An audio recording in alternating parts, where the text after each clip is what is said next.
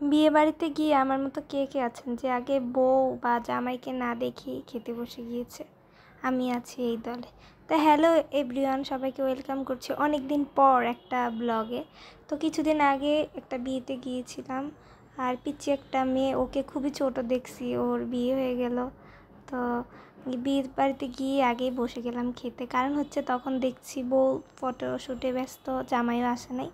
তা আমরা এই ফাঁকে খাওয়া দাওয়া করে ফেললাম। এরপরে তো বউর কাছে গিয়ে কিছু ভিডিও ছবি নিলাম। আর ওকে কেমন লাগছে, বউকে কেমন লাগছে কমেন্ট করে জানান।